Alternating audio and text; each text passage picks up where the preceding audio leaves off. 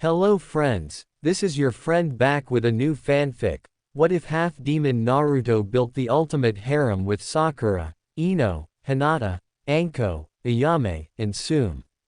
Episode 11. If you like this story, don't forget to like, share, and subscribe, and leave your thoughts in the comments. Now, with war looming on the horizon and Naruto's half-demon powers reaching unimaginable heights, the fate of the entire shinobi world hangs in the balance. Now, let's start. What do you mean, you failed? The large man that sat upon a large, ornate and luxurious-looking throne exclaimed as he looked down at the two snow shinobi he had dispatched to acquire the lost princess. And where is Mizore? Mizore is currently in the hospital being treated for a concussion, a fractured skull, 3 cracked ribs and a cracked sternum from his fight with the Konoha shinobi. Nader reported from his kneeling position, though clearly shocked at how much damage his large teammate had suffered from the blonde genin. And who is this Konoha team that has given my elite so much trouble? Dodo asked, though in a tone that made it evident he was not amused. A team of 3 genins, Sasuke Uchiha, Sakura, and Naruto, led by Kakashi Hatake, the copycat ninja. The lilac-haired snow shinobi responded, not knowing the other 2 genins' names as only the arrogant Uchiha proudly stated his clan's name. I see Uchiha and the infamous copycat of Konoha. Dodo commented. No wonder Mizore is in the condition he is in then. Actually sir, it was the blonde one, Naruto, that put Mizore in such a condition. Fubuki added from her kneeling position. A mere genin put one of my elites in the hospital. He utilized a brutal taijutsu we have never seen before. Nader explained as he produced the dented chakra armor that Mizore had been wearing, much to the shock of the large middle-aged man that sat upon the throne, who took in the damage done to the piece of armor. As he looked at the battered armor, Dodo was deep in thought. This armor was designed to absorb unnatural punishment, both physical and jutsu alike, and yet a mere genin with an unknown taijutsu style had obliterated it. He would need to have his development team focus on designing a stronger armor that can better withstand such an onslaught, though mostly for himself. The others can get their upgraded models later, if they survive their encounters. After all, they were expendable tools. What are your orders, Dodo-sama? Fubuki inquired. For now, you will do nothing. The man stated as he rose from his seat, a sinister grin spreading across his face. Right now, they will have no choice but to take the southern pass through the mountains. It is there, we will set an ambush in 3 days. That is when you will strike, kill everyone and bring the princess to me. Understood, Dodo-sama. Both snow shinobi replied in unison before departing the throne room, leaving the larger man to his thoughts. Soon, my dear niece. Dodo mentally snickered. You will give me the final key to the weapon that your father built, and with it I will keep the entire country locked in an iron grip.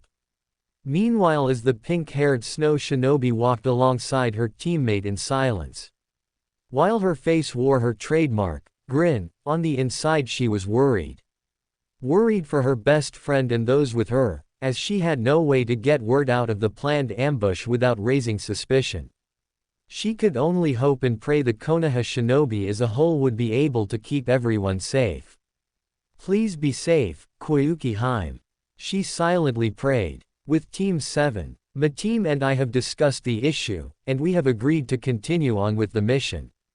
Kakashi informed those in front of him with his trademark eye smile, whilst the lone Uchiha smirked arrogantly from behind the masked Jonin.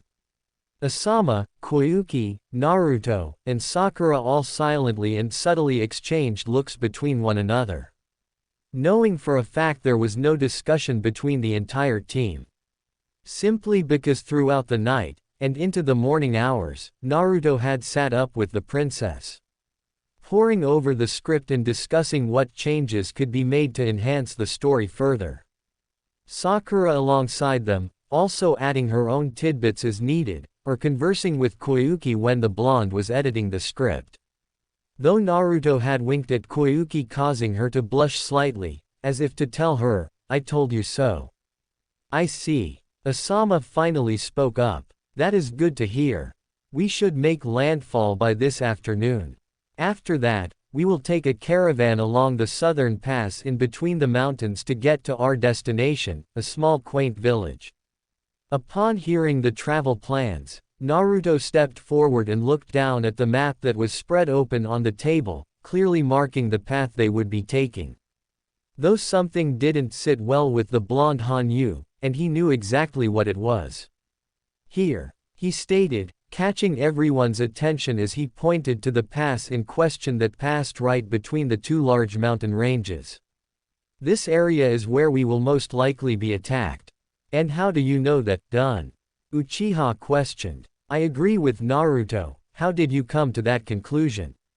Kakashi inquired, looking towards the blonde genin. Simple, right here is the prime place for an ambush. Naruto explained. Being on the low terrain, we will be at a disadvantage in terms of visibility, while they would have a clear advantage due to their positions on the higher ground, giving them a clear view over the field. The silver-haired Jonin frowned at the explanation. Though he couldn't fault the logic. If the snow shinobi were to attack them again, it would be the perfect place to launch an ambush. Not to mention with the layout, it would be fairly easy to box the caravan in and to pick them off at their leisure. Of course, that led to another question the masked Jonin had. Why were the snow shinobi after Koyuki? There had to be a bigger reason than just her being the missing princess. Mentally shaking away his questions for the time being, he looked to his genin team. Sasuke, you will be watching over the princess today, try to make a good impression. Kakashi stated with another eye smile towards the raven-haired teen, before turning his attention to the other two. Sakura, you will be guarding Asama-san and the film crew. Naruto, I want you to keep a lookout for any threats. It really seems that Tada-sensei is trying to keep Naruto-kun and Koyuki-hime apart. Inner Sakura commented, earning a mental nod. Pretty sure it's because the Uchiha Tem has shown interest in her, now that he knows she is a princess. No doubt. Inner replied with a growl. Though with his social skills in talking with women, this is a disaster just waiting to happen. I will be retiring to my room for the rest of the afternoon. Koyuki stated, before looking at the producer. And I will not be doing any shoots today. Of course Koyuki-hime. Asama replied with a slight bow of respect. Pushing up from the table, the wayward princess made her way out of the room, while the others separated to do what they were instructed to do. Only to frown as the Uchiha quickly fell into step behind her at an uncomfortable close distance for her liking. Reaching her assigned cabin on board the ship, she paused at the door before turning to face the Uchiha, seeing that he fully intended to follow her into her bedroom. I have no need for you inside my quarters, Uchiha-san. She briskly stated, causing the Uchiha to scoff. You say that now, but here soon you will be begging me to come to bed with you. Sasuke smirked, ignoring the scowl that grew on the princess's face. After all, only I will be able to give you a strong heir for your throne. Before you thought I was a stuck-up, spoiled little bitch. Koyuki narrowed her eyes towards the Uchiha. But now that you know my true identity, you think I am just going to invite you into my bed. You would be a fool not to. The raven-haired teen replied. I am the last of the mighty Uchiha clan, you should feel honored to bear my children. If I were to invite anyone into my bed for the sake of siring an heir for my throne, I would take Naruto-kun before anyone else.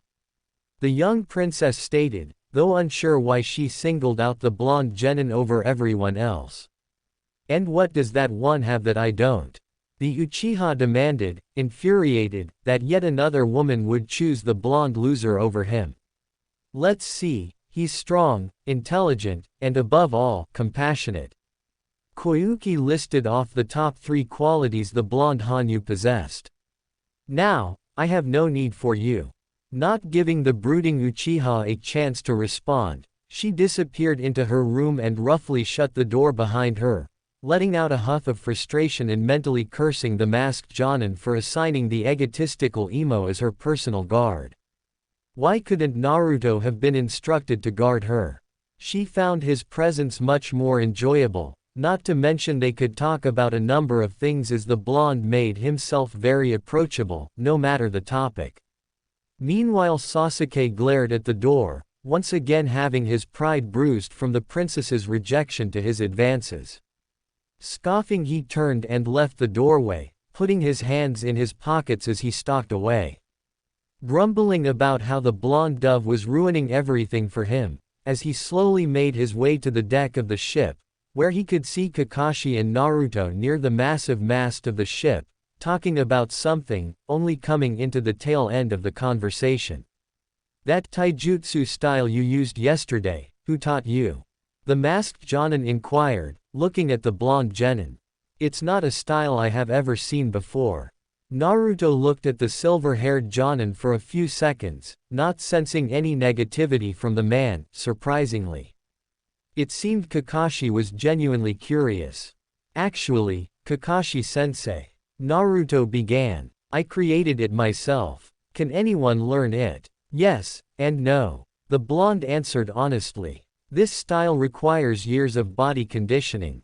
While it is feasible for someone to learn it, they wouldn't be proficient in it until years later. As if you could create your own style, you probably copied it from someone else. Sasuke spoke up, catching the two's attention. Naruto only shook his head, while Kakashi sighed at his favored student.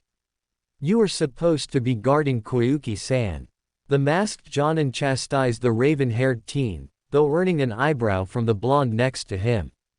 Sasuke grunted with a shrug. She refuses to allow me to enter her room. Meaning he probably tried to flaunt his Uchiha arrogance on her. Naruto thought to himself, earning a chuckle from the kitsune girl. Kakashi only sighed and shook his head, not saying another word about it. She probably rejected him right away. I told him not to rush anything with her and to make a good impression. And what's so special about your taijutsu style anyways? Uchiha asked, clearly not impressed by it. If a dove like you can do it, it can't be that effective. At least not in your hands. But a true elite like me, could no doubt make it better. What's so special about it? Naruto grinned. Is that even if you copy it with your precious little pink eye, it would be useless to you? You dare insult the power of the Sharingan? Sasuke demanded. Kick it. Naruto suddenly said, catching the Uchiha off guard while gesturing towards the mast.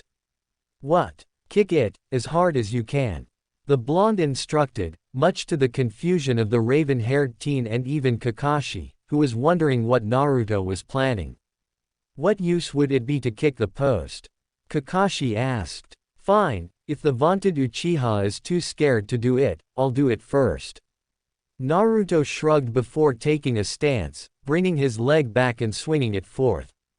Driving his shin into the large wooden mast, causing the deck in the immediate surrounding area to shake and groan under the power of the strike. What surprised the two Sharingan users further, was that Naruto made no reaction upon the impact. Almost as if he didn't feel it. Not wanting to be outdone, Sasuke copied the strike. However, when his leg made contact with the massive chunk of wood, he let out a cry of pain and fell to the deck, holding his shin. All while looking up at his blonde teammate. That is why it is useless to you. Naruto explained. As I told Kakashi-sensei, this style requires years of body conditioning before you can even begin to be proficient in it. And how many years did it take you? The silver-haired Jonin asked. I started creating it when I was 6 years old. He replied with a shrug. Kakashi's eyes widened in shock at the implications of what the blonde was saying. If it was true, Naruto could very well be a protege. It also made the masked Jonin wonder what else the blonde genin knew that he had yet to display. He really needed to get an updated dossier on Naruto as soon as he got back to the village. If you had this technique the entire time, why didn't you ever use it in the academy? Done. The Uchiha asked as he struggled to stand, trying not to put any weight on his bruised leg. Look underneath the underneath, isn't that right, Kakashi-sensei? However, before the trio could converse any longer, a black puff of smoke erupted just in front of Naruto, putting both Sharingan users on edge as they took defensive positions, albeit Sasuke still favoring one leg. Though Naruto simply knelt down in front of the now clearing smoke, which revealed a slender, light blue snake with golden eyes. "Hey Nagini-chan, how are you doing?" Naruto greeted the new arrival as he extended his arm to allow the snake to crawl up and into his jacket. Knowing full well that his current location wasn't exactly ideal for his slender friends. "I've been doing good, Naruto SSSSAMA." The snake hissed from inside the blonde's jacket. "Though we do wish you would summon us more often." "Sorry Nagini-chan, I will try and use my summons more often in the future." The blonde smiled at his summon. "So what brings you here?" "Mistress Anko wished to inform you that you have a new guest staying with you." The blue snake answered. "I see, thank you for letting me know about Nagini-chan. You should head back to your realm and warm up." "Thank you, Naruto SSSAMA." The snake hissed once more before disappearing into another cloud of smoke. "Naruto, you have a summoning contract?" Kakashi asked, surprise evident in his voice. "That was my snake summon." The blonde replied. "Anko-chan allowed me to sign it just after I graduated as a reward." "That wasn't the only reward you got that night either." Ari added with a mischievous grin as she replayed the memory of the night he graduated, causing the poor blonde to blush slightly. Though Naruto quickly shook it off as he began to ponder just who was now staying at his compound with his girls. He knew Yakumo was there and wondered briefly if Kurenai had moved in temporarily to reconnect with her student, though he quickly dismissed that theory. Anko wouldn't have sent a snake summon for just that. Mentally shrugging, he decided he would find out when he finally arrived at home. "How do you have a summoning contract done?" Sasuke demanded. "Very easily. My hubby Haim allowed me to sign hers and I passed their test."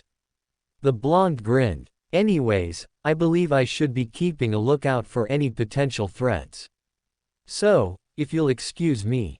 Having nothing left to say, Naruto left the two Sharingan users to their thoughts. Kakashi was once again surprised at what the young blonde had displayed, and the fact that at such a young age, he was able to gain a summoning contract. Meanwhile, Sasuke was seething with jealousy that the blonde loser had abilities that should be his, not wasted on some talentless loser. "Just how much are you hiding, Naruto?" Kakashi thought to himself before turning to Sasuke. "You should probably put ice on your leg to prevent it from bruising further." Konoha, a few hours earlier. Izumi was bored. With her target out of the village for an extended period of time, and as most of the girls her target was with were active shinobi, she couldn't really follow them around, leaving the root member with very little to do until Naruto returned to the village. Though there was one, the civilian girl who helped run the ramen stand her target would frequent. While she had no intention to harm the young ramen waitress, she did figure she could at least get some additional information on Naruto. She knew she should have reported her mission a failure after Naruto had made her out in the theater, but she had taken the blonde's advice and continued on and acted as if nothing was out of the ordinary. Unconsciously, she gazed at her left hand. The same hand that Naruto had grabbed hold of to prevent her from fleeing when the usher had asked for their tickets, a faint blush appearing on her cheeks as she recalled the memory. "I am just looking to get more information on Naruto-san," Izumi mentally told herself as she made her way towards the ramen stand, unaware of the two groups that were tailing her from a distance. For the past few days, the fallen Uchiha woman would occasionally find herself watching over the girls Naruto was involved with from a distance. Namely Yugao and Anko. Watching as they would laugh and joke around with one another, and of course their main topic of discussion would be about Naruto, causing a pang of loneliness to wash over her. Though what she found most amusing is how the two would humiliate another individual, Hayate Gecko. A man who seemed to have an obsession with Yugao, from what Izumi could determine. Within a few minutes, she found herself in front of Ichiraku's ramen stand. Taking a deep breath, she entered the stand and took a stool at the counter. She didn't have long to wait as Ayame bounded out from the kitchen to greet her. "Welcome to Ichiraku's, what would you like to miss?" Izumi frowned slightly, a little embarrassed as her social interaction had been severely limited since she had joined Root. Only going to places operated by those with Root connections, and their meals were always the same. So this was the first time that she actually had to order something herself in years. "Forgive me for asking, but what does Naruto-san normally order?" the Uchiha woman asked, though not missing the suspicious look from the ramen waitress. "Well, I honestly don't think you could stomach what Naruto-kun orders," Ayame answered. "So far, he is the only one currently able to handle it." "I see." Izumi frowned. "So you know Naruto-kun?" "We met briefly and he highly recommended this place," the Uchiha woman replied with half a lie. In truth, Naruto had never recommended the ramen stand, she had just observed him coming here frequently to eat. "I see." The brown-haired waitress smiled. "Well, if you're interested in trying some of Naruto-kun's favorites, how about what he used to have all the time?" "That sounds pleasant, thank you." With the order received, Ayame disappeared back into the kitchen to relay the order to her father, who was currently tending to the cooking and dishes. While Izumi sat awkwardly on the stool, awaiting her order. She could recount the few times she had observed Yugao and Anko sitting in these exact spots, laughing and conversing with one another, but she had no one. Causing another pang of loneliness. After a few more minutes, Ayame had returned and placed a moderate-sized bowl in front of her, full of miso ramen with a mixture of pork, beef, and chicken. At the scent of it, Izumi could do nothing to prevent her stomach from growling in anticipation of the dish. Giving her thanks, Izumi slowly began to dig into the bowl, allowing the flavor to explode in her mouth. Naruto-kun used to love that dish before he found his new favorite. The ramen waitress giggled, making small talk with the woman.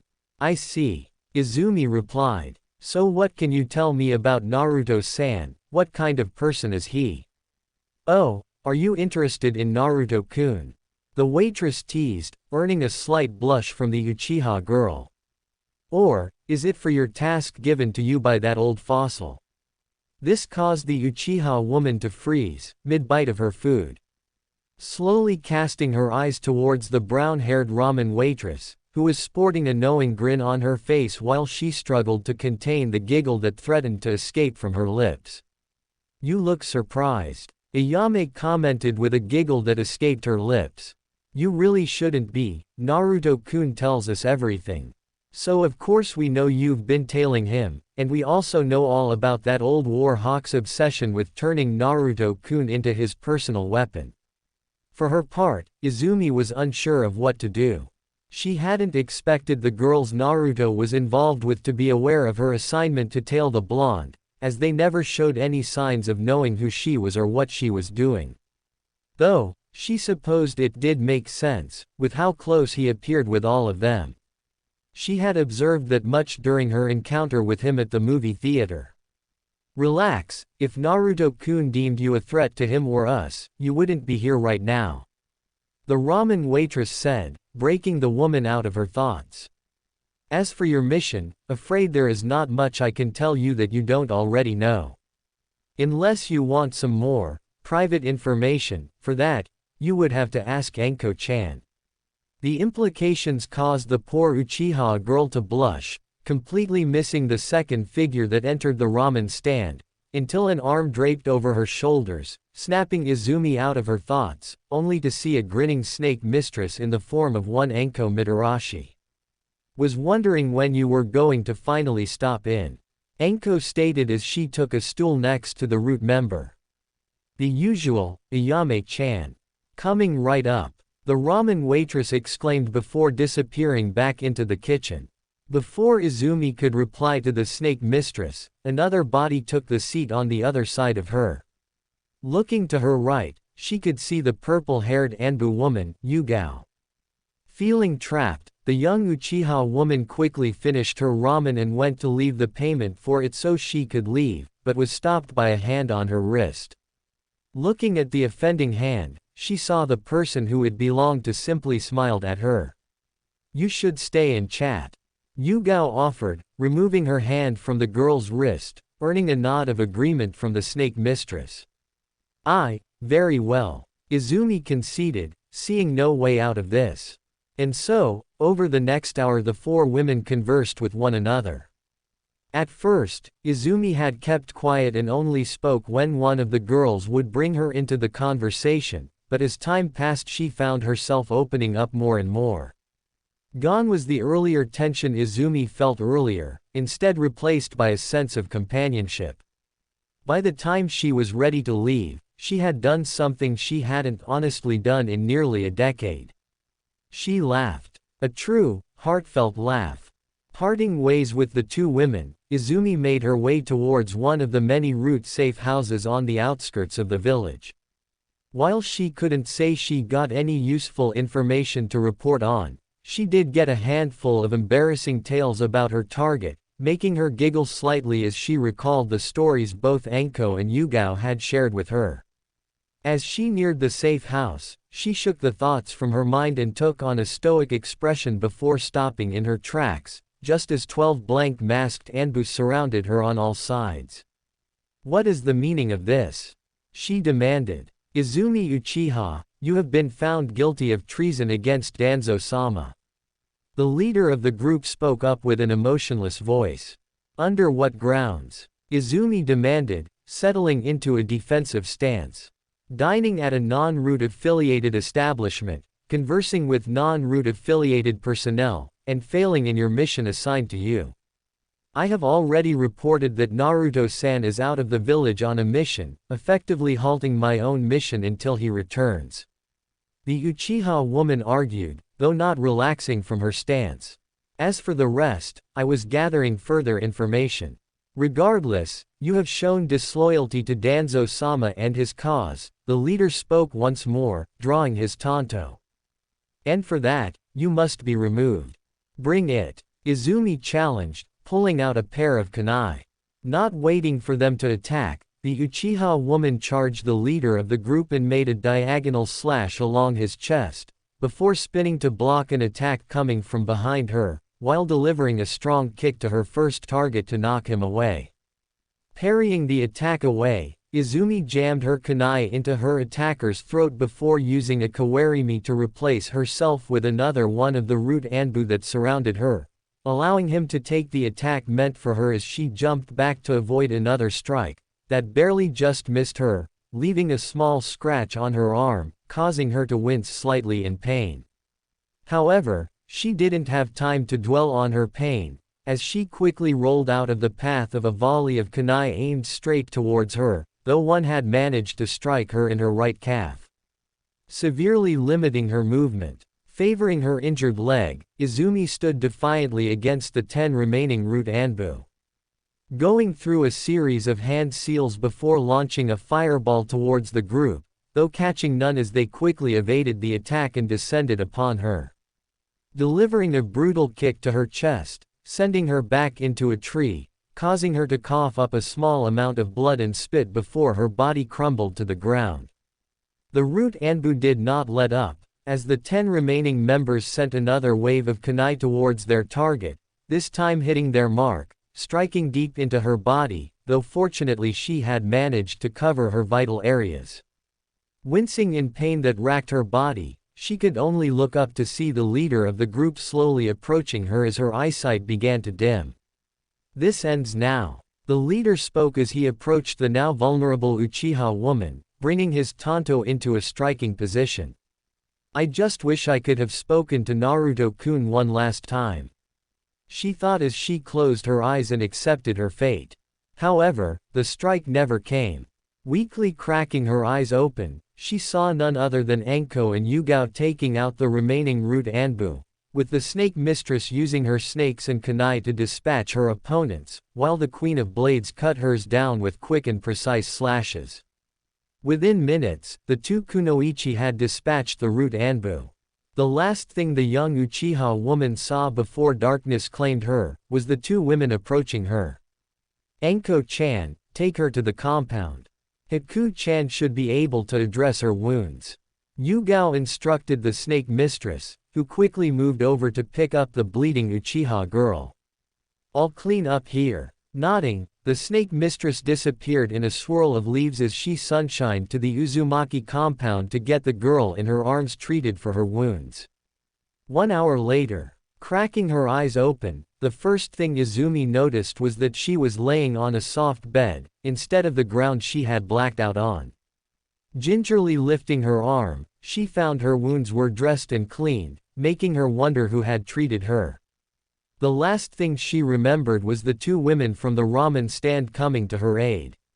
"You're awake, I see." A voice sounded from the doorway, prompting the injured Uchiha to glance over at the new arrival, seeing a young woman with black hair standing at the doorway with a tray of what appeared to be food. "How do you feel?" "Like shit," was the Uchiha girl's blunt response as she laid her arm back down, though her answer had earned her a small giggle from the young woman. "That is to be expected," the black-haired beauty replied as she knelt down next to the bed, placing the tray of food on the stand next to the bed. "While not life-threatening, your wounds were severe. Thank you for treating me. Forgive me, my name is Haku Momochi, soon to be Uzumaki." The young woman smiled. "And you are?" Izumi Uchiha. "A pleasure to meet you." Haku smiled as she helped her patient sit up comfortably in the bed so she could eat. Izumi groaned in pain, but was able to position herself, despite her body's protest. "Thank you." The Uchiha gave a soft smile as she accepted the food tray. "So what happens now?" "For now, you stay with us." Yugao answered from the door, catching both girls' attention. "I highly doubt you will be welcomed back into Root as of now. Anko-chan has already sent a summon to Naruto-kun to inform him of your stay here." Izumi frowned at that. Not that she wouldn't be welcomed back, the attack on her was proof of that already. It was how the sword's mistress spoke of her now former affiliation so casually. "I thank you both for rescuing me," Izumi said, turning back to her food, though not touching it just yet. "Did you follow me? Actually, after you left, we noticed the two groups following you, so we tailed them." The sword's mistress replied, stepping fully into the room. "I see, thank you once more. When Naruto-kun gets back, he will take a look at those seals on the back of your neck and probably have them removed. Shouldn't be too hard, it looks like they were incomplete the last time they were reapplied." Izumi narrowed her eyes at this information. Danzo had denied having any seals placed upon her, stating that her promise to serve him was all he needed. In exchange, he would help her track down Itachi. Something she had come to learn he had neglected to do, stating one reason or another. However, what troubled her was when the seals were placed upon her, and why they were incomplete. Worse yet, what would have happened if they were complete? After all, he did the same for Yakumo-san. Yugao continued, causing the Uchiha woman's eyes to widen. "Yakumo-san is here?" she asked, concern laced in her voice. Yes, Naruto-kun was able to get to her before that old war hawk could finish the seals placed upon her. "Is there a problem with her being here?" "No," Izumi replied softly, looking down at her food. "But there may be a problem with me being here." "Why is that, Izumi-san?" Haku inquired. I was the one who hanged as Kurenai-san to isolate Yakumo away from everyone for Danzo-san. Danzo's purpose. She admitted with shame of her past actions. Silence emanated through the room, before Yugao walked over and knelt next to the bed, placing a comforting hand on the former Root's shoulder. "I am well aware of how Root operates, and I am positive that during that time, you were acting under the seal's influence. Yugao reassured the young Uchiha. As I said, only the current application of the seal looks unfinished. I do not doubt you had a complete seal at some point. Besides, everyone under this roof is to be treated as family. Haku smiled. Family. A long-forgotten concept for the Uchiha woman. A simple concept that brought tears of joy to her eyes, despite her fighting them. Thank you. She smiled. Yuki no Kuni, present time. Kakashi groaned as he listened to the princess protest to his assigning Sasuke to watch over her. It seemed that the last Uchiha had been a bit too overzealous in his flirting with the young actress that she refused to have him anywhere near her. Forcing him to assign Sasuke to watch the film crew and have Sakura watch over the princess, and keep Naruto on lookout. This seemed to calm the princess down, though it seemed to upset Sasuke. Though it was clear to the masked Jonin that Koyuki had wanted Naruto to be assigned to her. For what reason, he didn't know, but he could see a slight disappointment in her eyes when he assigned the pink-haired genin to her. Shrugging off the memories of the last hour of the ship ride, the silver-haired man watched as the crew began to load their crates and supplies onto the strange-looking vehicles he had never seen before. It appeared to be horseless carriages that moved on their own. Trucks, he was told they were called. A strange name he thought, but shrugged it off as he entered the one that everyone was in. Soon, all the cargo was securely packed into the various trucks, and the convoy began to slowly creep through the snow-covered roads.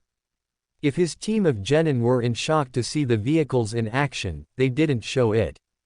Sasuke was brooding over in the corner, completely ignoring the film crew he was supposed to be watching out for, whilst Sakura and Naruto watched as the snow flew by. Koyuki wasn't far from the two lovers, scanning over the script for the movie they were about to start officially filming. I am going to head up top, Naruto announced as he opened the window and swung outwards, landing with a soft thud on the top of the truck they were in. Sakura only shook her head in response and closed the window to prevent the heat from escaping. Knowing full well her mate would be alright. Smirking a little, she approached the distracted actress, and sat across from her. Excited to start officially filming. I am. Koyuki smiled. And I am glad it is a movie I can be passionate about again. Sue, who do you think will play the male lead? The Pinkett questioned, knowing full well they had yet to cast a male lead to play opposite of the demon queen that Koyuki was poised to portray on the big screen. Honestly, I don't know. The young actress frowned. Our usual actor declined to be in the movie, though I don't blame him. He absolutely hated that smut and was appalled that I had been forced into it. Well, how about Naruto-kun? She grinned, catching the blush that grew on the princess's cheeks. I don't know. She stammered, much to the amusement of the Pinkett. I mean, I wouldn't mind and. You like him, don't you? Sakura giggled. Yes. Koyuki blushed, using the script to cover her face in a bashful manner. Unable to deny that she found the young blonde attractive. Not simply in looks, but also his compassion and intelligence as well. Then why not ask him to do it? The pink-haired Kunoichi inquired. I suppose, but what about you? She asked, looking at the pink-haired teen. Aren't you and him? Oh that. Sakura giggled as she leaned in close to Koyuki's ear and whispered. I don't mind sharing. This caused the poor princess to severely blush, bringing the script up once more to cover her face. This of course caused Sakura to chuckle lightly, though not too loudly, not wanting to attract any attention from the two Sharingan users. Perhaps he would be the perfect choice to play the male lead. Koyuki thought to herself as she continued to cover her face with the script, waiting for her blush to fade away. After all, he did say the hero was based on his own experiences. However, before the two girls could continue their conversation, the truck came to a halt, prompting those inside to wonder why they had stopped. Their silent question was answered as Naruto opened the door. Avalanche blocked the path ahead, going to take some time to dig through. He informed those inside. "All right, might as well stretch our legs while we can," Kakashi commented as he ushered the rest of his team out of the vehicle. Nearly an hour had passed since the trucks were forced to stop, with many of the workers grumbling about the cold conditions. Though they couldn't complain too much as Asama had pitched in to help dig out the path. The only one who was unable to pitch in was Koyuki herself. Not that she didn't try, but none of the workers would allow her to help. As such, she had stayed in the truck, reading the script to memorize her lines. Of course, this did not sit well with the Uchiha, as he had started to rant and rave about how such peasant work was beneath him once again. Shouting out his frustration, ignoring countless warnings to keep his voice down, unless he wanted to unleash another avalanche upon them. However, he merely scoffed at the warnings, and continued his rant. It wasn't until a distant rumbling sound that the Uchiha shut his mouth. Without warning, a tidal wave of snow crashed over the center of the convoy, causing alarm among the workers and film crew, as the truck that Koyuki had resided in was swept down the mountain under the torrent of snow. "Shit," Naruto cursed as he threw down the shovel he had to the ground, and to the surprise of those around him, dove into the shadows, disappearing without a trace. "Salvage what supplies you can, and pack them into the remaining trucks," Asama ordered, after the avalanche had calmed down. Fortunately, they didn't lose too many trucks, but the middle-aged man was still concerned over the safety of the princess. "Congratulations Sasuke," Sakura said. "Your arrogance may have finally killed our client." The Pinkett didn't wait for a reply, as she moved forward to help gather what supplies could be found that were not scattered across the hillside. Meanwhile, Kakashi was equally disappointed in the raven-haired genin. Sasuke had been warned countless times that such loud noises could trigger another avalanche, and he had ignored those warnings. "This is not going to look good on the report," Kakashi lamented. "I can only hope Naruto is able to find her, and that she is safe." With Naruto, the blonde Hanyu had quickly found the princess, homing in on the seal he had placed on her a few days ago. When he arrived, he found her buried under the snow and unconscious, no doubt from being knocked around the inside of the truck. A small amount of blood coming from a wound on her head. He quickly assessed her injuries, and was relieved to find them non-life-threatening. Gently, he picked her up in a bridal-style fashion and proceeded to make his way out of the crumpled truck. It was a sheer miracle that she only suffered minor injuries, considering the condition the truck was in. Knowing that the sun would be setting soon, Naruto knew he had to set up camp and get her out of her wet clothing before hypothermia set in. Taking a quick glance around, he spotted a cave not far off. Wasting no time, he quickly moved towards the cave opening, and was pleased to see it offered plenty of shelter from the elements. Gently, he set Koyuki down, and proceeded to create a dozen shadow clones. "All right, we need to set up camp and get a fire going now." Naruto began barking out orders. "You two, get firewood and get a fire going, and you two, take this ninja wire and set up a line to hang her clothes on to dry. The rest of you are to be on watch to ensure no hostiles come close." "Hi." The clones responded and set to work completing the tasks given to them. Meanwhile, Naruto removed his jacket and rummaged through his scrolls. Finding the ones he was looking for, he quickly unsealed a tent and sleeping bag. And instructed a few more clones to set them up as he began the embarrassing task of undressing the unconscious princess. As soon as she was, he moved her into the now set-up tent and wrapped her up in the sleeping bag before quickly proceeding to remove his own clothing, knowing he would have to use his own body heat to keep her warm. Once he took care to apply a special seal to his own body, to prevent anything from suddenly popping up before he entered the tent and closed it behind him, and finally slipped into the sleeping bag. Wrapping his arms around her frigid body. "This is going to be awkward when we wake up tomorrow," he thought to himself, with Ari snickering a little in the back of his mind. Before long, the blonde Hanyu succumbed to sleep, just as the crackling of a freshly started fire began to sound just outside the tent, signifying that his clones succeeded in starting the campfire. With any luck, they would keep the fire going all night, and Koyuki's clothes would be dry. Otherwise, he was sure Sakura would give him a hard time if Koyuki and him arrived with the princess wearing his clothes and jacket. You look closely, you can see the future. A gentle and deep voice echoed in the darkness as a young girl, no older than 6, with dark blue hair stared into the mirror in front of her, attempting to look into it at different angles. Frowning slightly, as she couldn't see anything other than her own reflection staring back at her. I can't see anything, she finally replied, disheartened.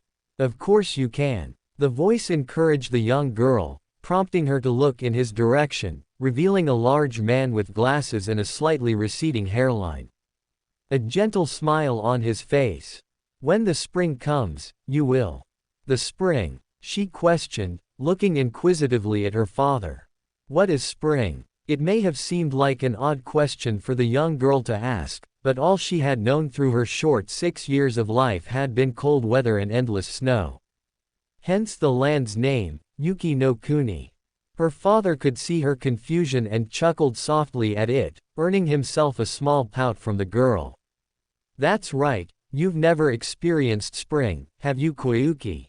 It was more of an observation than a question. Receiving a saddened shake of her head, answering the rhetorical question. Koyuki. The man smiled, catching the young girl's attention. Close your eyes. Frowning slightly, the young Koyuki did as she was instructed and closed her eyes. Now, try to imagine yourself surrounded by flowers. Her expression lightened a little as she focused her imagination to bring forth a field of flowers within her mind. A small smile came to her face as she had filled it with some of her favorite flowers.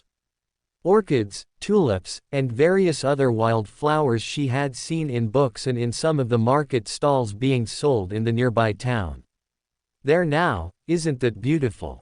Her father commented, seeing on her face that she was picturing a field full of flowers. Now, run through it as fast as you can. Smiling, she spread her arms out as she imagined herself running through the field of flowers. She could just almost feel the petals touching her hands and tickling her legs as she ran through the field within her own imagination. It makes you feel all warm and happy. Her father smiled. Doesn't it? She smiled, feeling a sense of warmth around her. That is spring. Her father smiled, snapping her out of her imaginary run through the flower field, causing her to look at her father. And if you never give up, if you believe in the future, then spring is sure to come. Believe in the future, if you do, spring will surely come. He repeated as he stood up from where he was kneeling and walked over to where she stood, placing his hands on her shoulders. What will you do when it comes, Koyuki? The young Koyuki adopted a thinking pose before smiling and looking up to her father. I'm going to become a princess. She smiled. Oh. Her father smiled down at her. What sort of princess? Let's see. She adopted another thinking pose. One that is strong, and kind, and most of all, fights for justice.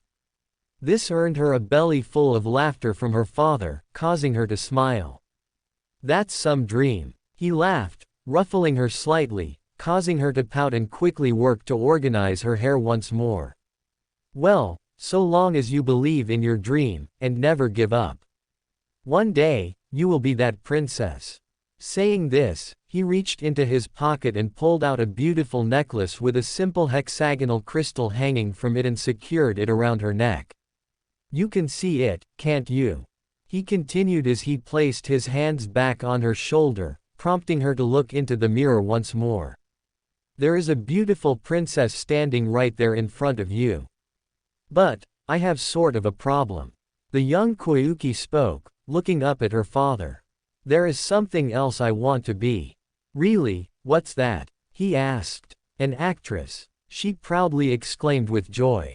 Her father could only laugh in response. knowing full well his daughter would be anything she set her mind to, so long as she believed in her dreams. Slowly, Koyuki began to open her eyes. Noticing she had tears streaming down her face from the memory she had just dreamed. Unconsciously, she snuggled into the object of warmth that was in front of her, breathing in his scent before feeling an embrace tighten around her firmly in a comforting manner, causing her eyes to shoot open. Finally awake, Koyuki Haim. The other figure inquired. It was at this moment that the princess realized two very important things. The first and foremost was that the young blonde before her had an extremely captivating body, with well-defined muscles that would no doubt make some of her past male co-stars envious of the young blonde. The second thing was that neither of them had any clothes on, giving her a good look at his body up close, causing her to blush at the situation she was in. Though she craned her neck upwards to look at his face, she noticed something that made her smile slightly. The young blonde had placed his Hite-8 over his eyes, preventing him from seeing anything whatsoever. While it was a small gesture, it was endearing to her to see that he had respected her enough not to ogle her body, despite their unique situation. Though that did beg the question, how did they end up in this position with the blonde? However, before she could voice her question, he rolled away and moved to the entrance of the tent they were in, leaving her completely covered, though lacking in warmth due to his sudden absence from the sleeping bag, causing her to frown slightly. Cracking the entryway open slightly, he poked his head out. "Are our clothes dry?" she heard him ask someone outside, making her a little nervous that others may have seen her in such a state. However, her fears were quickly dispelled as she heard his voice answer back to the blonde and hand a bundle of clothing to Naruto. Zipping up the tent again, Naruto placed the princess's clothes inside the sleeping bag with her. "You were buried in an avalanche and knocked unconscious." He began to answer her unasked question. "Your clothes were soaked, due to the snow. I had to undress you and use my own body to keep you warm to prevent hypothermia from setting in." Thank you, Naruto-kun," she replied from under the sleeping bag. Blushing like crazy at the realization that she had been the entire time with an equal Naruto. However, she was broken out of her thoughts when she heard the tent open up once more. Taking a peek out of the sleeping bag, she saw the blonde exit the tent, giving her an eye full of his entire body. This of course caused her to blush even further. "He is well endowed," was all she could think as she worked to calm her racing heart and begin to get dressed. After a few moments had passed, Koyuki had exited the tent now completely dressed and was immediately greeted by the scent of freshly cooked eggs, ham, and some rice. Looking around, she finally found her blonde savior at the mouth of the cave they were inside, talking to one of his shadow clones. Receiving its instructions, the clone quickly disappeared into the shadows, before the blonde turned to greet her. "Breakfast is ready, and as you saw, I just sent one of my shadow clones to let the others know we are all right and should meet up with them later today." He smiled as he dished out a plate of breakfast and passed it towards the blue-haired princess. Offering a soft smile, she accepted the plate and sat down next to the campfire and began eating. Noting its flavor and how everything tasted. "How did the avalanche start, Naruto-kun?" she asked after a few moments, earning a small frown from the blonde. "While we were digging out the path, the Uchiha Tem kept ranting and complaining loudly about doing what he calls servant's work. That is probably what caused the avalanche. Ironic that even Koyuki Haim had offered to help with no complaints, but the damn Uchiha acted like he was asked to work the mines or something." Ari scoffed from inside the blonde's mind. "Agreed." Naruto mentally nodded. "Though you know the Elder Council will only allow GG to lightly scold him, despite nearly killing our client." This of course caused the Kitsune girl to growl in disgust at how the Elder Council of the village would grovel at the Uchiha's feet and let him get away with damn near anything. Something she knew was going to bite them at some point down the road. At least after the whole CRA debacle, the boy had lost a bit of favor among the civilian side of the council. How would you find me if I was buried in the snow? She asked, looking at the blonde. It couldn't have been that easy. Well, the truth is. He sighed, putting his empty plate down.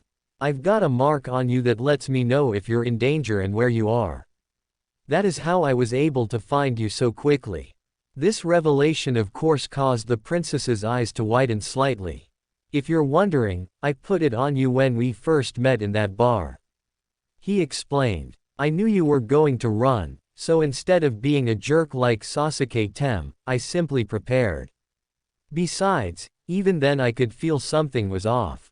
But, I've changed clothes since then. She pointed out, frowning in confusion. True, but my mark bleeds through clothing and anchors itself to your skin. He stated. Furthermore, it moves around to avoid detection, so any time you felt something like a bug bite, that was the mark of moving to a new location. Well, that explains why I was itching yesterday. She frowned. However, she did recall one thing. The mark never ventured into any obscene places. Every bite she felt was either along her back or shoulders. Anyways, once you are finished with breakfast, we will meet up with the others. He instructed as he stood up and set to work breaking down the campsite. Working quickly to get everything stored back into their respective storage scrolls. By the time Koyuki had finished her meal, the entire campsite was completely cleaned up. Despite the blonde's offer, she had insisted on helping at least wash the dishes. Citing that she didn't want to appear as one of those spoiler princesses you would always read about in various articles and other stories. Chuckling, Naruto relented and allowed her that. Ready, Koyuki Haim? Naruto asked as he offered his hand towards the princess, who gladly took it, unlike the first time he had offered it to her. We'll be back with the others in the blink of an eye. Koyuki blushed slightly, catching the blonde's attention. Could we perhaps take the long way back? I think she wants to spend some time alone with you. Ari teased. So what's the tally now? You have 2 clan heirs with Hana-chan and Hinata-chan, an actual Kage with Mei-chan, and now an actual princess. Perhaps she just wants to talk about the script in private.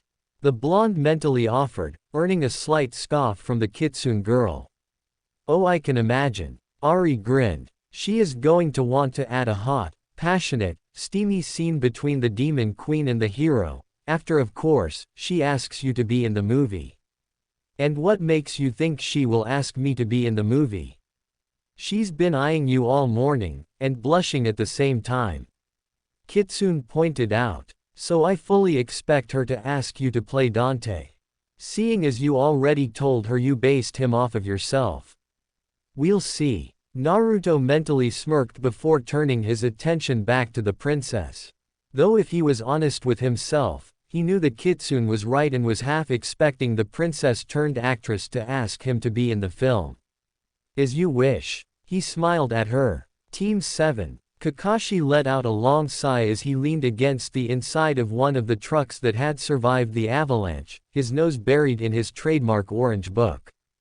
Accompanying him was Asama and Sasuke, the former pacing around nervously as they awaited for the arrival of the blonde genin and the princess. While he didn't show it on the outside, the masked Jonin was worried. He had expected Naruto to be back last night, with the blonde's ability to travel through shadows. However, it was late morning and there was still no sign of the two. A small part of his mind that was heavily influenced by the orange smut he constantly read had produced some scenarios as to why the two have not yet arrived. After all, trapped alone in the cold with only their body heat to keep them warm, it was the perfect scenario to be added into the Ika Ika Paradise novels. Perhaps when this is all done, I could suggest this to Jiraiya-sama. He thought to himself, with a perverted giggle. However, his perverted musing was interrupted as the door opened, revealing his pink-haired student, who had been outside helping to finish clearing what was left of the snow that had blocked the pass. Despite her boyfriend being missing for the past 12 hours, the Pinkett seemed to be in a good mood. a ghost of a smile on her face. Naruto-kun and Koyuki Haim should be arriving sometime this afternoon. She informed the group, earning a confused look from the masked Jonin. How do you know? He inquired. I just spoke with one of his shadow clones. She explained as she fully entered the truck and closed the door behind her. Naruto-kun and Koyuki Haim were forced to camp out last night due to the princess being unconscious when Naruto-kun found her.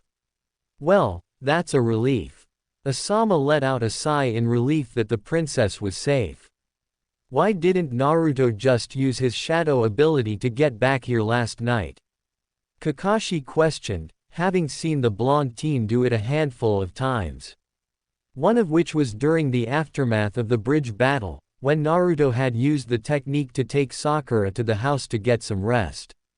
Naruto-kun didn't want to risk causing any further injury. Even though he can use his shadow step ability flawlessly, he still doesn't know everything about it or if there are any side effects from taking an unconscious person through it. Sakura explained, but if she is awake, he should be able to use it now, correct? The masked Jonin inquired. Why would it take him until later this afternoon to arrive with her? Sakura merely shrugged. Perhaps she is still disoriented from the avalanche or she simply doesn't want to rush back. The Pinkett offered. Though with the urging you gave her, she probably wants to spend as much time alone with Naruto-kun. Inner chuckled. No doubt. The Pinkett mentally replied. I wish they would return quicker. Asama sighed but shrugged. But at least I know she is safe. Looks like we have little choice but to wait until they return. Kakashi sighed. Sasuke, for his part, had wisely kept his mouth shut throughout the entire conversation, opting instead to silently brood in the corner. The previous night, Kakashi had made it abundantly clear that his little outburst had jeopardized the entire mission, and it would be a miracle if he would escape this without receiving some form of punishment. Be that from the Hokage, or the princess once this mission was complete. Anyways, I'm going to go train until they return. Sakura stated, leaving the truck once more. I suppose I should get things ready with the film crew. Asama said, departing the truck as well. Leaving the two Sharingan users alone. Silence hung between the two for a handful of minutes before the masked Jonin lowered his book and eyed his favored student. I suggest when she returns, you do everything within your power to impress her. Kakashi advised, knowing the Uchiha had his eyes set on the princess, and hoped they could make it work to get the raven-haired boy to focus on other things, rather than pure revenge. Sasuke grunted. She should already be impressed with me being an Uchiha elite. Regardless, give her a good impression. If you do, she may ask you to be in her movie. The masked Jonin gave one of his eye smiles. After all, they are supposed to start filming the start of the Ika Ika Paradise movie once we reach the village. I believe the first scene is in the hot springs. Sasuke merely scoffed at the perverted masked Jonin, though he wouldn't deny that he was a little bit enticed by the idea of seeing the princess completely for him. Not to mention knowing what kind of books the movie was from. He knew all too well what the scene would lead to. A small grin appeared on his face as he planned to make the princess his woman and show her what a true elite could do. Naruto and Koyuki. It had been roughly an hour since the two had set off from their campsite, with Naruto carrying the princess on his back as he carried her through the snow. Not that the princess minded as she laid her head on the blonde's back as he effortlessly bounded through the snow, and took in his scent. Getting a feeling of comfort and contentment from it. Naruto-kun. What is it, Koyuki Haim? He asked, craning his head slightly to look back at her slightly blushing face. I was wondering, hoping that you would consider playing the role of Dante in the movie. She asked softly, though loud enough he could still hear her. Why me? He inquired with a teasing smile. Surely now that you are out of that smut film, your usual male leads will sign on. Perhaps, Koyuki sighed, a little disheartened at the prospect that the blonde may turn down the offer. It's just that, despite all the films I have done, I have never done a full romance scene, and I would like it to be with someone I trust. At that, Naruto turned serious and nodded his head, feeling the seriousness behind her request. Very well, I accept. He gave her a soft smile. When we get back, I will write up a request scroll to send to Gigi to extend my and Sakura-chan's stay. Why request Sakura-san to stay? She asked, trying not to sound as jealous as she felt. I don't fully trust the Uchiha Tem nor my supposed sensei not to try something if I am not around. The blonde replied while looking ahead. Has something happened before? Koyuki asked with a slight frown. A few weeks ago, we had a diplomatic mission to Kurigakure and set up an alliance between the two villages. Naruto began. I guess during that time, Sasuke Tem had expressed interest in Sakura-chan, and Tada-sensei did everything in his power to try and get them alone together. Which is probably why he assigned the duck to guard you. The blonde continued. Once he learned of your heritage, he probably set his sights on you. Willing to bet if he hadn't already, he will be throwing around his elite status as a Uchiha soon. He already has. The princess responded, a tone of disgust in her voice as she recalled her interaction with the Uchiha just outside her room while on the boat. I had the audacity to say I should feel honored to bear his children. Naruto could only scowl at that. I refused to be alone with him for even a second. She commented with disdain. Stay close to either me or Sakura-chan. The blonde offered her a smile. We'll protect you, even from our own teammates. Thank you, Naruto-kun. She smiled, laying her head back down on his back. We should be back with the others in about half an hour. He decided to inform her, as he took in his surroundings and noticed they were getting close to where the convoy had been halted. Receiving a nod in acknowledgement. Half-hour later, true to the blonde's word, a line of trucks came into view as he bounded over a small snowdrift. Alone, pink-haired girl could be seen standing in the open, waiting for their arrival. For her part, Koyuki was both relieved and disappointed at the same time. She had greatly enjoyed her time alone with the blonde as they had talked about a great deal of different topics. She had even learned the reasons as to why the Pinkett had informed her that she didn't mind sharing, after the princess had flat out brought it up to the blonde, much to her own embarrassment. Koyuki was relieved as to how honest the blonde was in regards to that topic. It had helped allay many of the concerns she had about any potential relationship she could or would have with the young blonde. Though she still wasn't fully welcoming to the idea of sharing him, she had decided to discuss it in more detail with Sakura later, since the Pinkett seemed completely comfortable with the concept and even happy, and had encouraged her to seek out a relationship with Naruto. Enjoy your camping trip, Sakura teased as she approached the duo, which earned her a blush from the princess. We ran out of s'mores. Naruto responded with a chuckle as he set Koyuki down. How have things been here? A bit boring, but we got the path cleared this morning. The Pinkett answered before turning to the princess, a look of concern in her eyes. And please be careful, I overheard Kakashi telling Sasuke to make a good impression on you when you returned. This of course caused both Koyuki and Naruto to narrow their eyes. He is probably going to try and assign the duck to her again. Naruto pointed out, earning a nod in agreement from Sakura. I refuse, Koyuki stated defiantly, clenching her fists tightly. Don't worry. The blonde winked at her, causing her to blush slightly.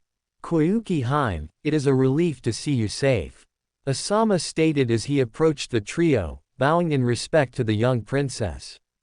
And I thank you, Naruto, for looking after her. Well, unlike some members of our team, we prefer to keep our client alive and safe. The blonde responded, eyeing the approaching Uchiha, who only scoffed in response. That's enough, Naruto, Kakashi chastised as he approached the group.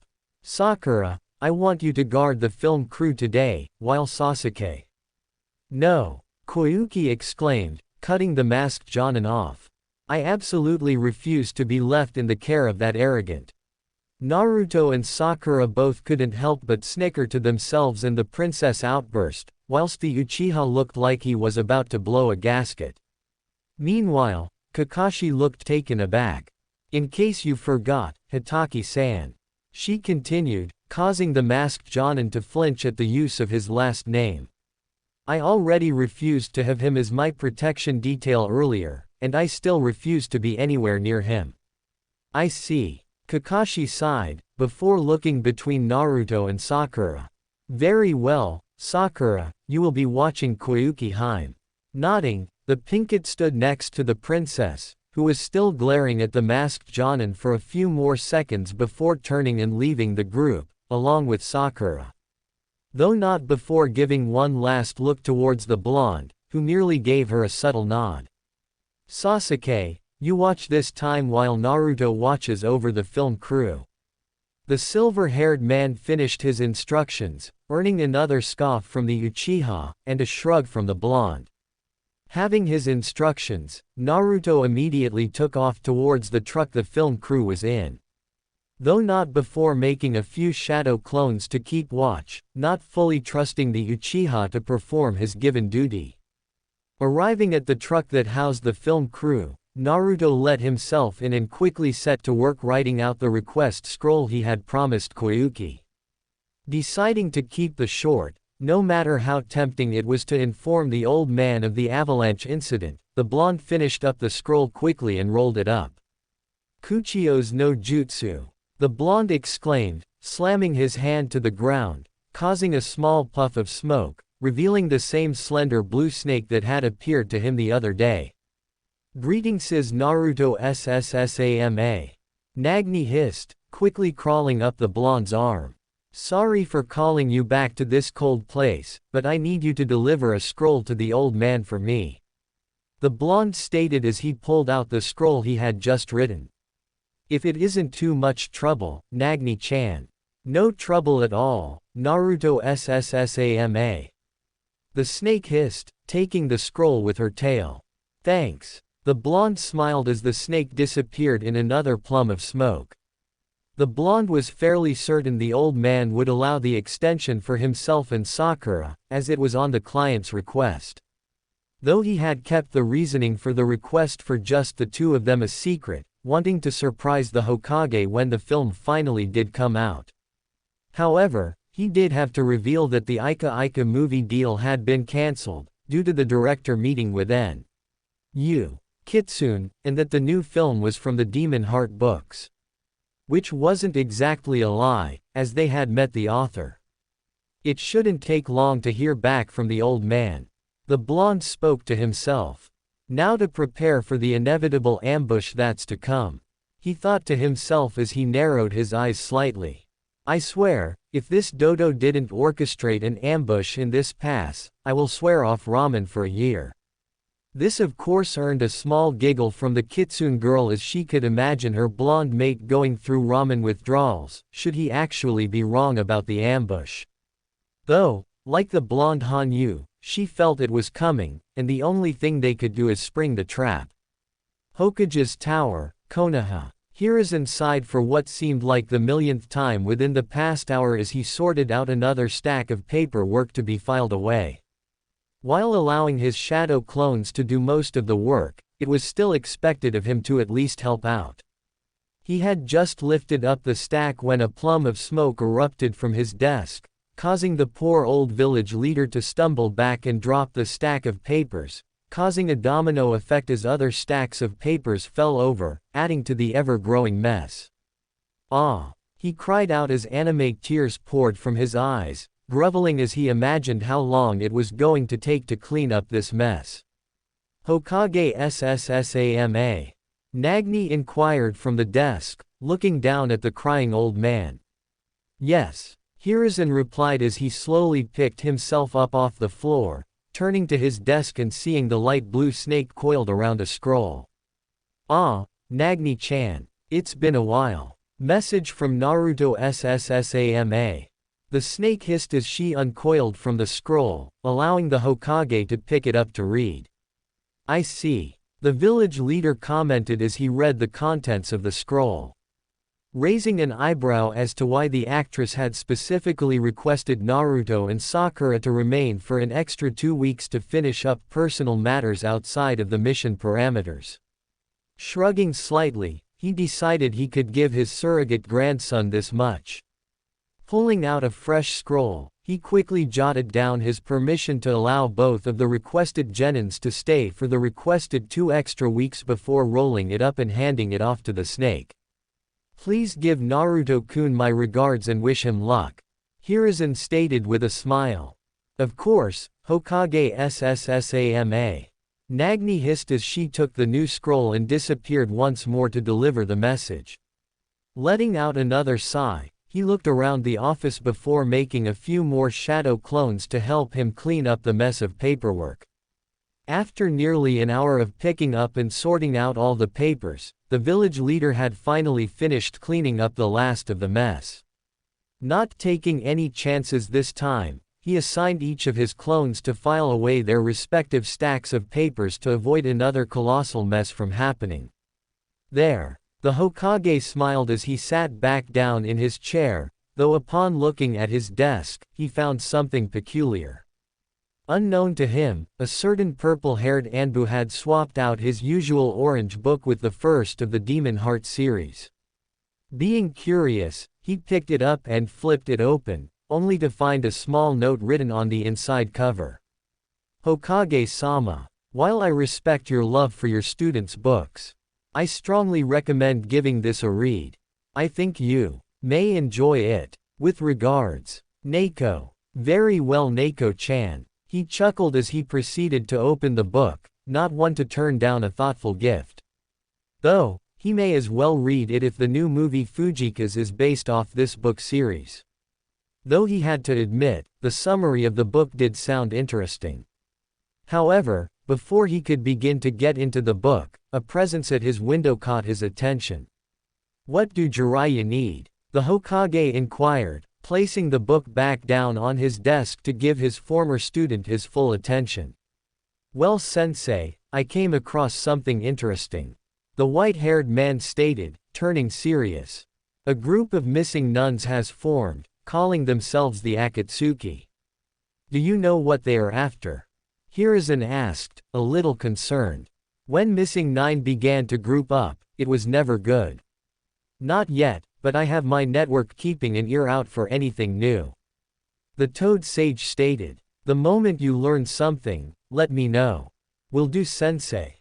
Jiraiya nodded. So how's the Gaki? He is doing well, currently on a mission in Yuki no Kuni. Hiruzen replied with a smile. Protection detail for the actress Fujikas while she films her new movie. Ha, so the Gaki gets to see my movie being made then.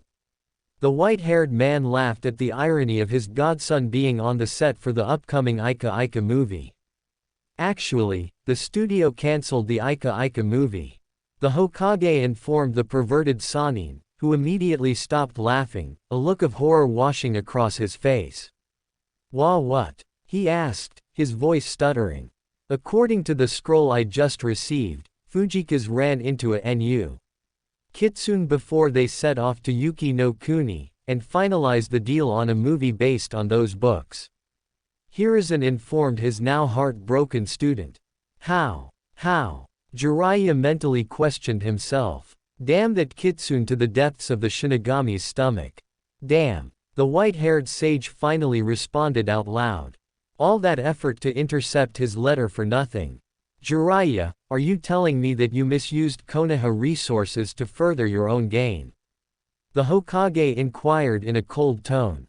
Come on, sensei. Jiraiya held up his hands in a surrendering position, his eyes flickering to the older man's desk, catching sight of the Demon Heart book sitting on top of it. A sense of betrayal worming its way into the perverted sage.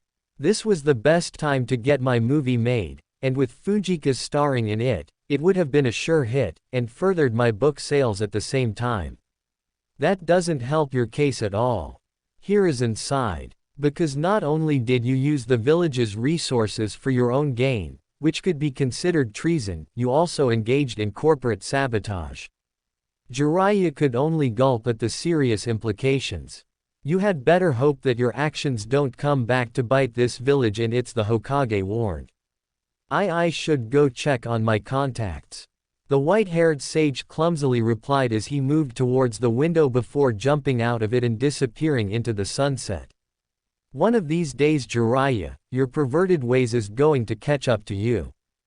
Hiruzen sighed and turned back to the book on his desk. Picking it up, he began reading. Above him, Yugao couldn't help but smile. Omake, the doctor is in. And what's so special about your taijutsu style anyways? Uchiha asked, clearly not impressed by it. If a dove like you can do it, it can't be that effective. At least not in your hands. But a true elite like me could no doubt make it better. What's so special about it? Naruto grinned. Is that even if you copy it with your precious little pink eye, it would be useless to you. You dare insult the power of the Sharingan? Sasuke demanded. Kick it, Naruto suddenly said, catching the Uchiha off guard while gesturing towards the mast. What? Kick it, as hard as you can.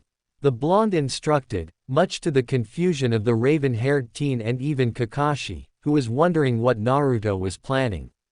What use would it be to kick the post? Kakashi asked. Fine, if the vaunted Uchiha is too scared to do it, I'll do it first. Naruto shrugged before taking a stance, bringing his leg back and swinging it forth, driving his shin into the large wooden mast, causing the deck in the immediate surrounding area to shake and groan under the power of the strike. What surprised the two Sharingan users further, was that Naruto made no reaction upon the impact. Almost as if he didn't feel it. Not wanting to be outdone, Sasuke copied the strike. However, when his leg made contact with the massive chunk of wood, a sickening snap echoed across the deck of the ship as the Uchiha collapsed to the deck, holding his now broken shin, screaming in agony. That is why it's useless to you. The blonde sighed. It takes years to condition your body to use this style, but don't worry Sasuke-chan, I have a doctor on call that could even rival Tsunade. Sasuke could only glare at his blonde teammate through tear-strained eyes as Naruto stood up and performed a series of unknown hand seals before slamming his palm into the deck. However, instead of the traditional plume of smoke associated with a summoning jutsu, a steel cage began to rise from the deck. Slowly, the door spread open to reveal a rather tall individual wrapped in a cape. Their faces are evenly covered with white makeup, dark red lipstick on their lips, and dark blue eye shadow around their eyes. Stepping out, Naruto greeted the strange man. Greetings, Dr. Frankenfurter. I have a patient in need of your care. The blonde stated as he gestured to the fallen Uchiha. How do you do, love? The now identified doctor greeted the raven-haired teen, who could only look up in horror as the man began to approach him with a slight strut in his step, throwing off his cloak in the process, revealing him to be dressed in a rather scandalous outfit that would normally be worn by girls looking to surprise their lovers for the evening.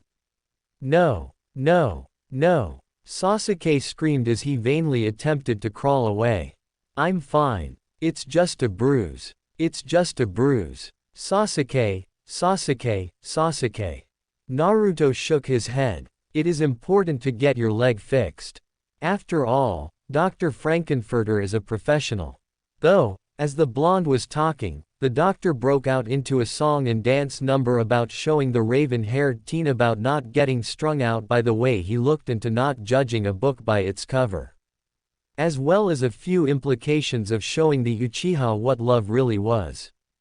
All the while dragging the poor raven-haired teen back into the elevator, to disappear back to wherever it had come from, leaving behind a very confused and horrified Kakashi. Don't worry Kakashi-sensei. The blonde reassured the still stunned masked Jonin. Sasuke-chan is in very good hands. It had been nearly 2 days since Naruto and Koyuki had rejoined the convoy, and it had gone about as well as the blonde Hanyu had expected. Throughout the day, Sakura would watch over and converse with the princess, telling her further embarrassing stories about Naruto, much to the blonde's dismay. Kakashi continued to assign Naruto to other sections, away from the princess, and had at least one more time attempted to assign Sasuke to her, which had backfired spectacularly in the masked pervert's face when the princess had erupted in another tangent and had not so kindly reminded the man that the brooding emo had nearly killed her with his egotistical rant not too long ago, and that it was only due to Naruto that she had survived. Something the masked Jonin did not like being reminded of. Aside from that, the blonde had continued to plan for the inevitable ambush. Though he could see that both Kakashi and Sasuke were not taking his warning seriously, prompting him and Sakura to plan to pick up the slack so that none had to pay the price for the duo's blind ignorance. During his planning, Naruto had also discovered that while Koyuki and himself were in the cave, Asama had sent a scout ahead of the convoy through the snow to gather the rebels from the village, in hopes of creating a counter-ambush, having taken Naruto's warning seriously. With the life of the princess at stake, the elder man did not want to take any chances. Though while the man had meant well, that had left Naruto with another problem. How to protect the rebels as well. Naturally, he knew Kakashi would refuse to aid the rebels, citing some bullshit that it was not within their mission parameters, and technically he would be correct. However, Naruto would not allow others to suffer if he could do something about it. It was only a matter of determining how the ambush would happen. Imagining a multitude of scenarios that could happen. Everything from the snow shinobi attempting to overwhelm them with sheer numbers, triggering another avalanche to bury the convoy in the snow, or use of technological superiority, judging by the armor that the three snow shinobi had worn during their first engagement. But, he had settled on one plan that should cover all angles. He just hoped it would work. It's about to happen any moment now, isn't it? Sakura asked, as she came up beside the blonde who was staring out through the window at the snowy mountainside, snapping the teen out of his thoughts. Yeah. Be ready for anything, Sakura-chan. Naruto replied before turning to face her, a true look of concern in his eyes. And above all, be careful. I will, Naruto-kun. She replied as she leaned into the blonde and laid her head on his shoulder, closing her eyes as she fell into her mate's comforting presence.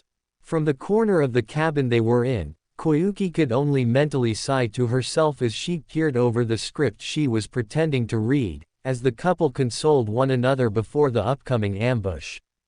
Like her producer, the young princess also took the blonde Hanyu's warning seriously, and was intent to do her best to not be a burden.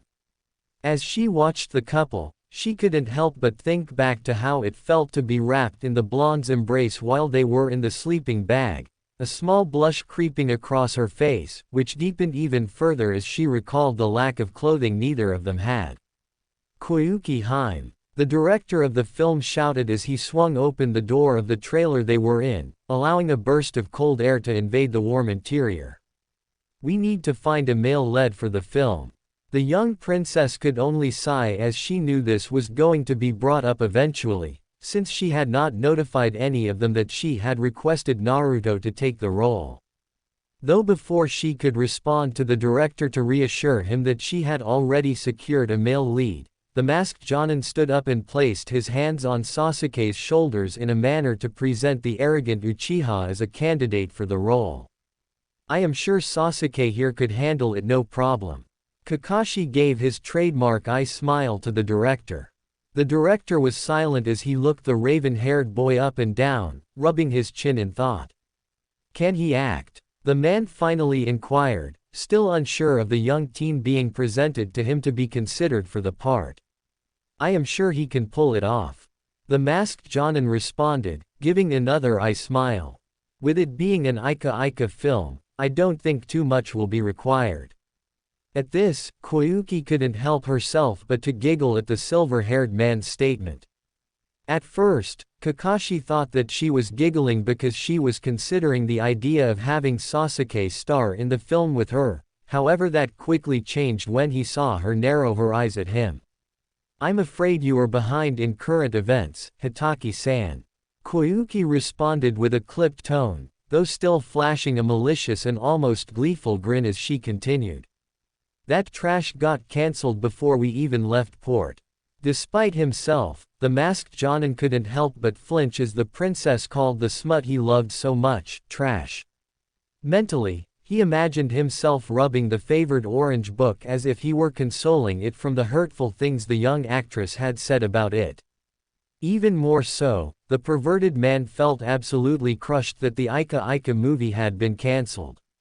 And don't worry, I've already talked with someone I trust to take up the male lead for the film. She continued, turning her attention towards the director. However, he will not begin filming until all this is sorted out. What do you mean, sorted out? The director asked. And who did you get to come play the male lead? It is clear that we will not be able to film while my uncle is sending shinobi forces to kidnap me, and no doubt, to kill anyone who is with me. Koyuki stated. So until my uncle is no longer a threat, all filming is to be put on hold. Koyuki Haim, does that mean? Asama approached her, hopeful. I will be taking my throne back from my uncle, and free these people from his oppressive rule. She replied to the unasked question, earning a nod of approval from both Naruto and Sakura. Meanwhile, the elder producer had tears running from his eyes at the princess's proclamation. I don't care who you have called in, there is no way he is better than me, a Uchiha elite. Sasuke stated as he moved towards the princess, causing her to scowl, whilst Naruto and Sakura poised to react if need be. You should be honored that I would even consider being in this film. Listen here, Uchiha, and listen well. Koyuki narrowed her eyes at the arrogant raven-haired emo. You may flaunt your Uchiha arrogance within your village and get your own way, but you are in Yuki no Kuni, and your name is worthless in these lands. Furthermore, I feel absolutely disgusted to have you within my presence. It is only because of Naruto-kun and Sakura-san that I even tolerate your foul stench. Kakashi, Asama, and the director could only stand there and gape at the princess's words, while the Uchiha seethed in anger that the young woman had dared to talk down to him as if he were below her, like some lowly peasant. Now you listen here, bitch. Sasuke exclaimed as he moved towards her in an aggressive manner, intent on putting the princess in her place beneath him. However, before he made it halfway, Naruto had flashed between them. Holding his dark blade in a reverse grip position, with the point aimed directly at Uchiha's throat. Shocking both Sasuke and Kakashi, as neither had seen Naruto move. Just behind him, Sakura was beside Koyuki, gently pulling her back out of harm's way, in case the arrogant duck attempted something. I believe that is quite enough.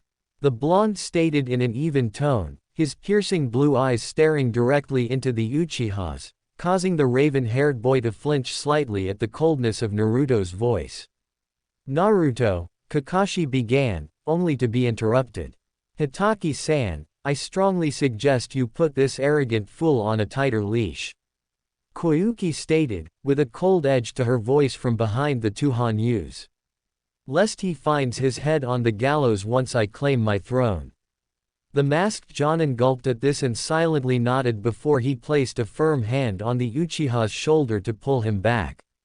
Once the raven-haired emo was a satisfactory distance away, Naruto cancelled his blade. Though kept an eye on the two Sharingan users, in case the Uchiha attempted something else. Kakashi-sensei. Naruto spoke up, catching the masked Jonin's attention as the blonde hardly ever called him by his name unless it was absolutely serious. Perhaps you should take Sasuke-tem outside for a bit to cool down. It won't do us any good if he is set on attacking our own client. As much as the silver-haired Jonin had wanted to chastise the blonde for essentially taking over, he knew Naruto was right. Sasuke was already treading in dangerous waters with his latest actions, and the masked pervert was sure that his favored student was going to have to face some sort of punishment when this was all over. Either from the Hokage or from Koyuki herself. The latter had already threatened execution, in which the council in Konoha would have no jurisdiction over to get their beloved Uchiha out of it. "Come on, Sasuke," Kakashi stated, leading the raven-haired teen out of the cabin. Leaving those remaining to breathe a sigh of relief.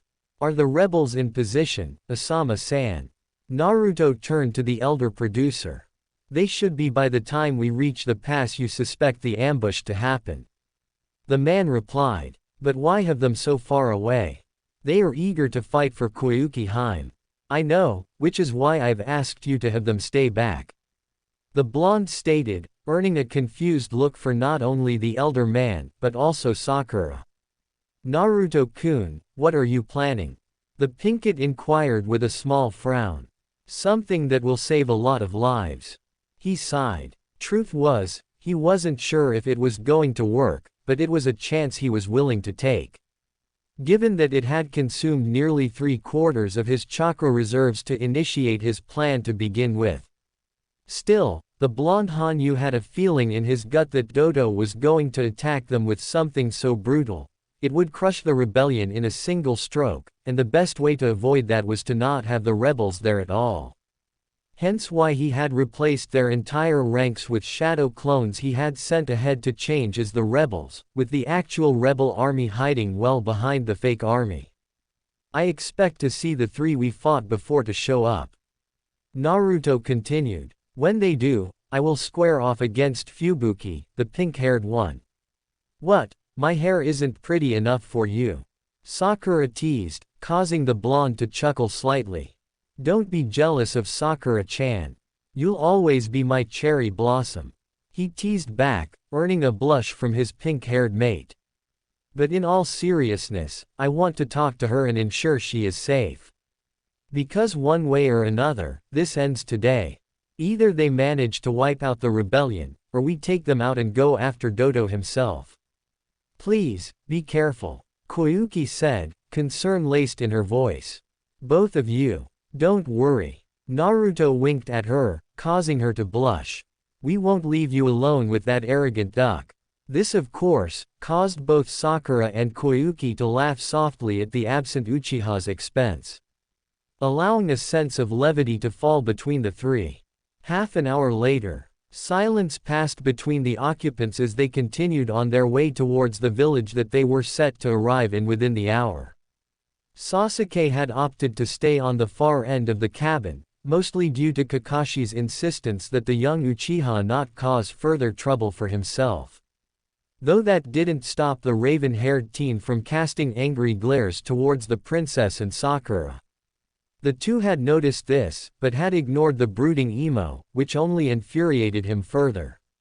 Meanwhile, Naruto had taken position on top of the truck to keep an eye out for anything out of the ordinary. Stretching out his sensing capabilities as far as they could go, picking up locations of the various wildlife in the immediate area, and of course, the awaiting forces of the snow shinobi just a bit further up the road. Closing his eyes, he focused on the enemy forces, aiming to get a more accurate reading for what they were about to encounter. Among the forces, he could feel the chakra of the 3 snow shinobi that had attacked them on the boat. However, as he focused on the enemy forces, he noticed something that caused him to frown. While they were a considerate size, it was nowhere near as much as he had expected Dodo to send.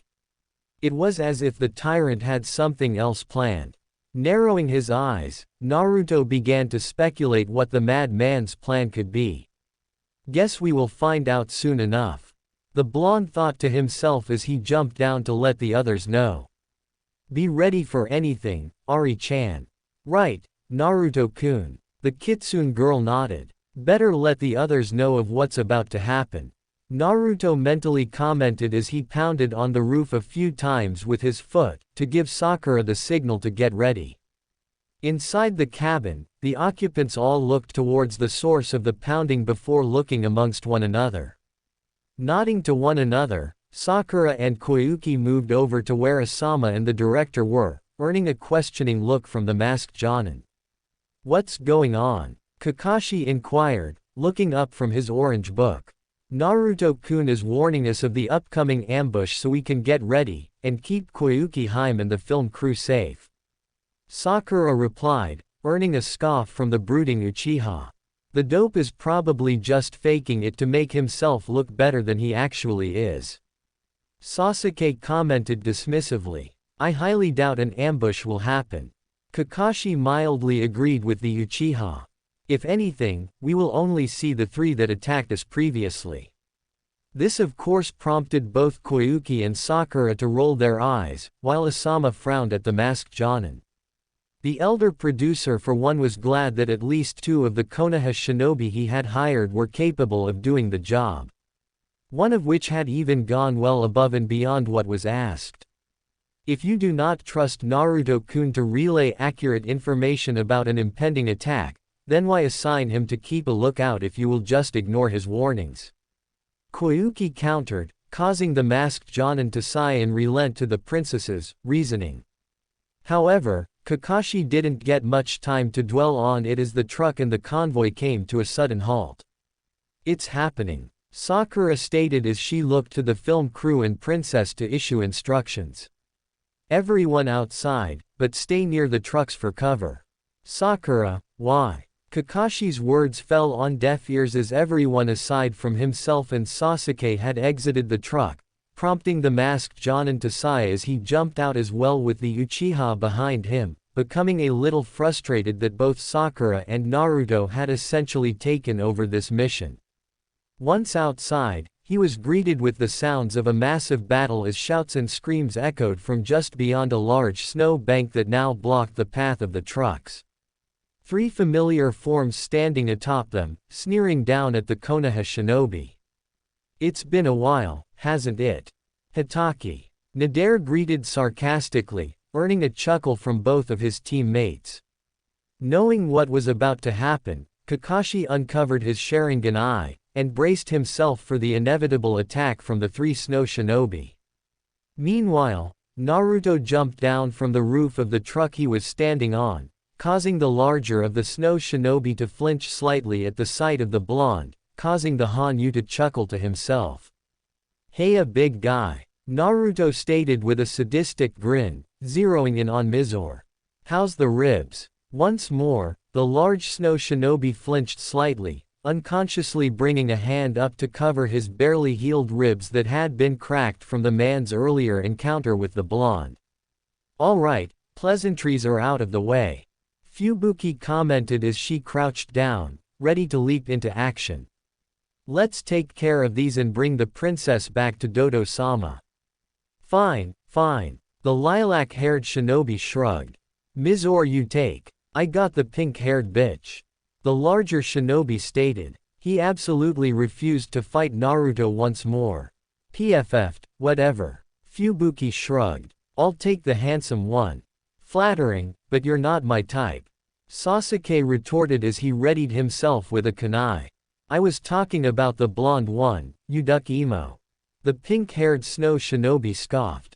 Though she didn't miss the blonde in question as well as his pink-haired teammate chuckling to themselves at the Uchiha's expense. Whatever, just kill them. The lilac-haired man ordered as he moved to engage Kakashi. You will not take Koyuki Haim.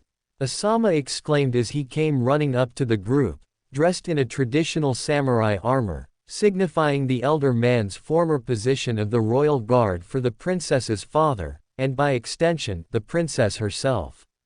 Stopping atop a hilltop not too far from where Team 7 and the princess were. Behind him were a large contingent of rebel troops, all equipped with various makeshift armors and weapons. Very few actually held anything that could truly be considered as armor, or weapons, as most of them were just leather hides with fur and various farming tools to use as weapons. However, there was determination in their eyes, telling those before them that they would not yield, even if it cost them their last breath. Oh look, the farmers wanna play soldier. Mizore scoffed at the ragtag group. Good. Nader stated with a malicious grin. We can crush these pathetic ants in one swift stroke. Ready the kunai launchers. All the Konoha shinobi, including Naruto's eyes widened at the lilac man's last orders. None of them liked the sound of what a kunai launcher could be. Immediately on the mountain side, multiple snow piles exploded, exposing small groups of snow shinobi standing behind what appeared to be a weird cannon of some kind. Fire! The lilac-haired man shouted.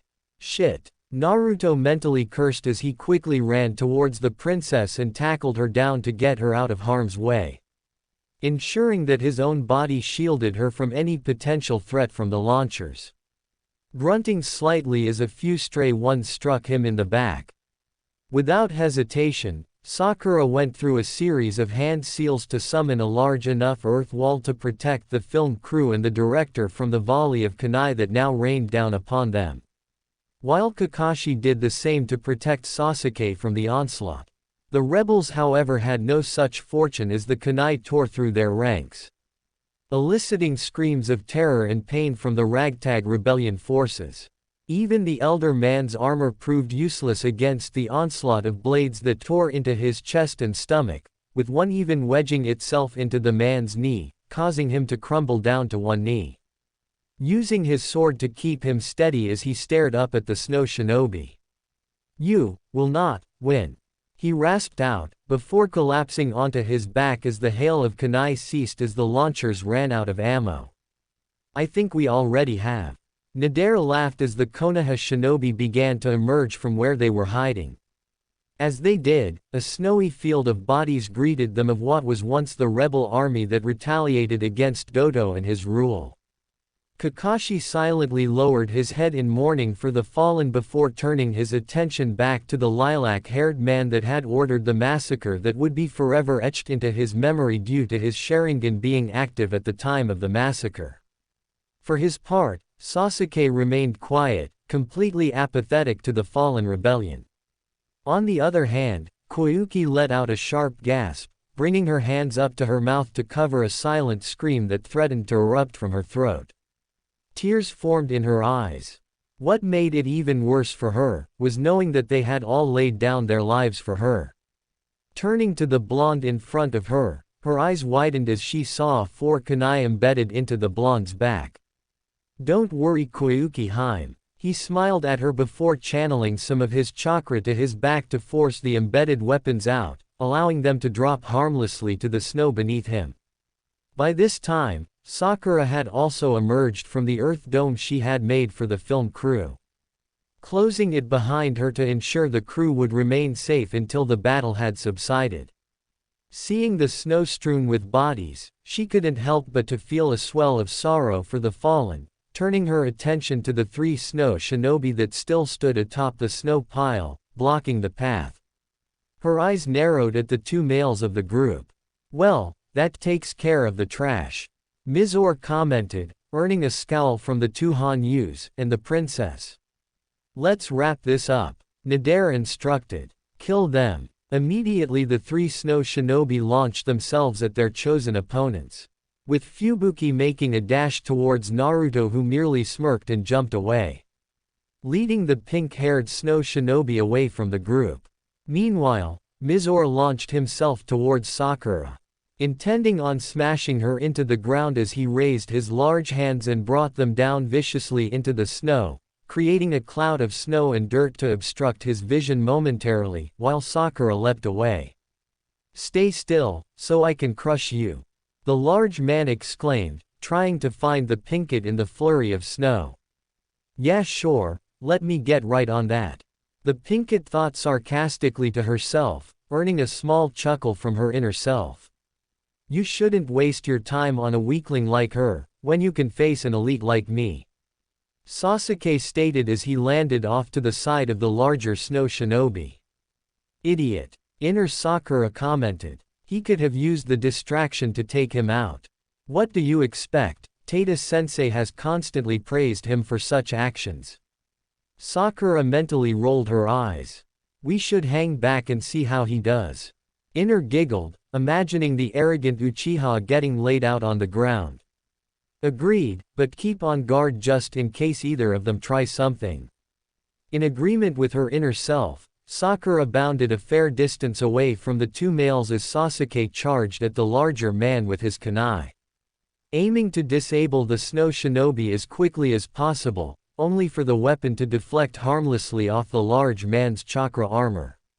What the? The raven-haired Uchiha wasn't able to finish as the Mizore took a swipe at him with his iron gauntlet, forcing the Uchiha to leap back to avoid being struck. Though before Sasuke could counter-attack, Mizore had launched the same iron gauntlet into the raven-haired teen's direction, leaving Sasuke vulnerable in mid-air to the attack. From a distance, Sakura watched as the Uchiha evaded the initial strike from the larger shinobi. Then as Mizore had fired off his gauntlet towards his intended target who had yet to land before she felt a familiar pull in her gut, causing her to narrow her eyes as she once again found herself in the path of the attack, while the arrogant teen was in her spot. Smirking slightly, she quickly turned the tables and switched herself out with him, allowing Sasuke to take the full brunt of the attack in the chest. Knocking him out cold. Not this time, Sakura stated as she looked down at the unconscious emo, half tempting to spit on him for attempting the same cowardice act he pulled on her in Nami no Kuni. Ha! Mizore laughed. You got spite, I like that in a woman. Not interested, I already have a mate. The pinkett scoffed as she crouched down into a defensive posture. You won't have a say in the matter. He grinned. I'll even let that blonde brat watch as I make you scream. And once I am bored of all of your holes, I will kill him and sell you to a brothel. Hearing this, Sakura narrowed her eyes as she felt her blood boil. Screaming out for the arrogant snow shinobi's blood. Slowly, her canines began to extend slightly as her pupils turned to slits. Her fingernails extended into 1.5-inch long claws. Her raging boiling over, the infuriated Hanyu launched herself towards the larger shinobi, who was caught off guard by her sudden aggressiveness and viciousness. Even more so, when he had launched his gauntlet-like weapon towards her, only for her to catch it and crush it within her bare hands. What the hell? Mizore exclaimed as the pinkett barreled upon him. Once within melee range, Sakura wasted no time to rain down a flurry of punches onto her opponent, each strike echoing through the mountain sides, as the man's chakra armor took more and more damage, buckling under the sheer amount of abuse it was sustaining. It was then that Mizore noticed the pinkett's face, and how demonic it looked, so full of fury. Vainly, the large man tried to cover himself but to no avail as the inhuman strength broke through any defense he feebly attempted to put up. With one last push, Sakura jumped up and performed a spinning back kick directly into the man's chest, cracking the circle-like design the chakra armor had, while sending Mizore a good distance away. As the large man went sailing back, his chakra armor began to spark and crackle as the overload of energy began to build up in the chest area, causing Mizore to panic and try to rip his armor off in mid-flight, though it wasn't to be as the power surge that built up exploded, sending bits of the large man all over the mountainside and snow-covered ground, effectively knocking the pink-haired Hanyu out of her bloodlust. He's dead, Sakura thought numbly while in shock. Though also a bit disappointed that she wasn't the one to kill him, and that it was due to the damage his armor took. Frowning a bit, she looked around to see Sasuke just now starting to regain consciousness. Frowning slightly, she let out a sigh, knowing she was about to get an earful for returning the favor to the arrogant emo. Still, it felt good to give the Uchiha a taste of his own medicine. Better go check on Koyuki Haim. The pinkett thought to herself as she quickly bounded over to where the princess was. However, she was broken out of her thoughts as a scream echoed off the mountain sides, which alarmed the pink-haired Hanyu, prompting her to dash as fast as she could to where the convoy was. Arriving just in time to see Koyuki being pulled into what appeared to be a ship in the sky, a rope wrapped around the princess's waist. Naruto-kun, Sakura-san, Koyuki screamed out before she disappeared into the vessel. Damn it, Sakura cursed to herself. With Naruto. The blonde Hanyu leapt through the tree branches, weakly throwing his shadow kunai at the pink-haired ice user as she continued to pursue him deeper and deeper into the forest until they were well away from everyone else, which slightly concerned her.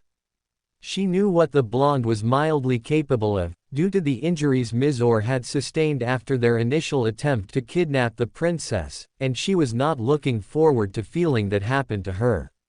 Without warning, Naruto stopped and turned to face her, causing her to panic and deploy her wings from her pack to slow her down.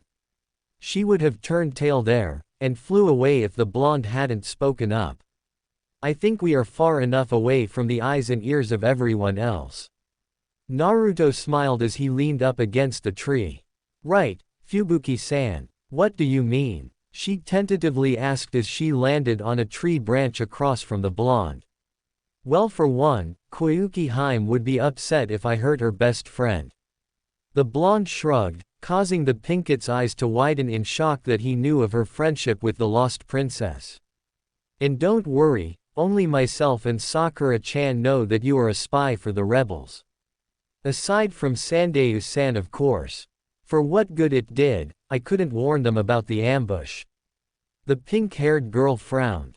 Now they're all dead, including Sandayu-sama. Nope. The blonde grinned, catching Fubuki's attention. What do you mean, no? She demanded. I just saw them get massacred. No, you didn't. Naruto retorted, his grin never leaving his face.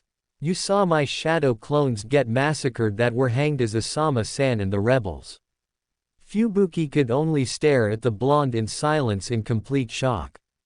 You see, I theorized countless scenarios of how this ambush would play out. The blonde began, squatting down to get more comfortable. As I know this place would be the best opening for an ambush, judging by the map.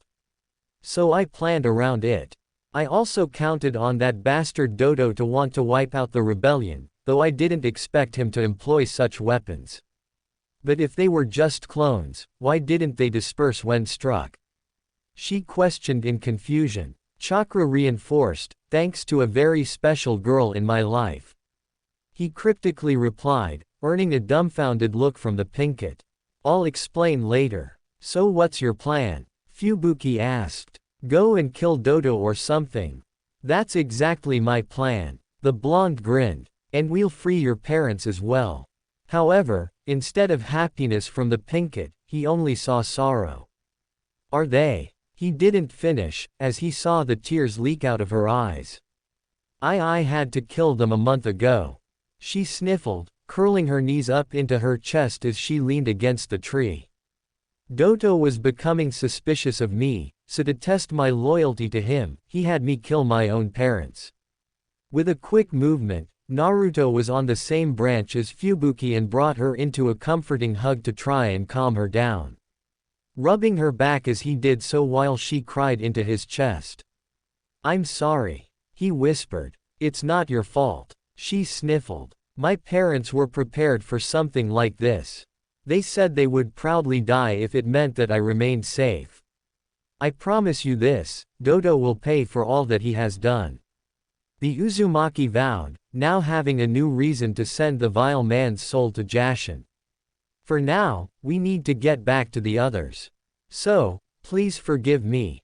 Before Fubuki could question what the blonde was talking about, she felt a chop to the back of her neck before her world went black.